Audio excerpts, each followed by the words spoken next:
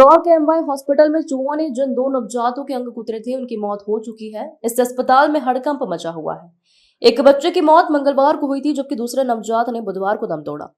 MY अस्पताल प्रशासन दोनों मौत की वजह कुछ और बता रहा है। अस्पताल प्रशासन के अनुसार मौत की वजह चूहे का काटना मौत की वजह नहीं है। मामले को गंभीरता से लेते हुए इंदौर कलेक्टर आशीष सिंह एमवाई अस्पताल पहुंचे और दोषियों पर सख्ती का इशारा किया।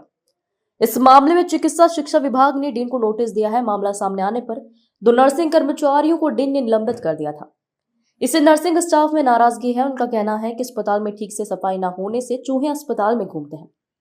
चूहों की संख्या पर नियंत्रण करने के लिए पेस्ट कंट्रोल कंपनी का स्टाफ भी तैनात रहता है। यदि वह ठीक से काम करे तो चूहे अस्पताल में नजर नहीं आएंगे।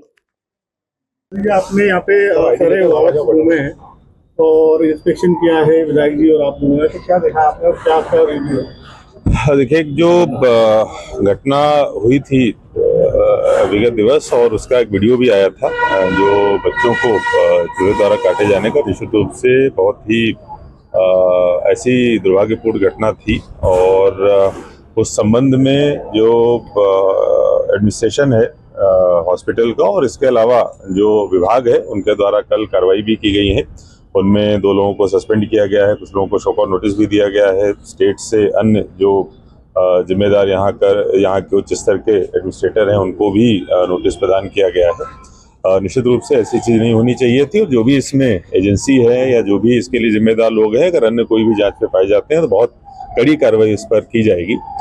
इसके अलावा जहाँ तक बात है कि जो 2 बच्चों की जो NICU में थे जिनकी डेथ हुई है, तो उसमें जो पोस्टमार्टम हुआ है और जो स्थिति थी, जो कारण है डेथ के, वो पूरी तरीके से अलग है। उसमें से एक बच्चे की जिसकी कल डेथ हुई थी, उसमें जो मल्टीपल ऑर्गन फेल्योर उसके हुए थे और पहले से ही जो दोनों बच्चे थे, एक का वजन 1 किलो, एक का वजन 1.5 किलो के आसपास था। दूसरे बच्चे की भी जो इंटेस्टाइन थी वो डेवलप नहीं हुई थी। तो जो पोस्टमार्टम में चीज़ें निकल के आई हैं, निश्चित रूप से अभी जो प्रेस कॉन्फ्रेंस बुलाई गई है डीन साहब के द्वारा और सुप्रिंटेंडेंट के द्वारा, ये लोग आपके जो दूसरे सवाल हैं उनका जवाब देंगे। लेकिन अभी जो वर्तमान में मेरे द्वारा भ्रमण किया गया है कि वैसी स्थिति दोबारा निर्मित ना हो, ये कैसे सुनिश्चित किया जाए, इसके लिए जो पेस्ट कंट्रोल और सारी चीज़ें हैं उनको एक और इंडिपेंडेंट एजेंसी को भेजकर हम लोग ऑडिट भी कराएंगे। अगर उसमें कोई समस्या दिखेगी तो हम लोग उस पर करेक्टिव मेजर्स भी लेंगे।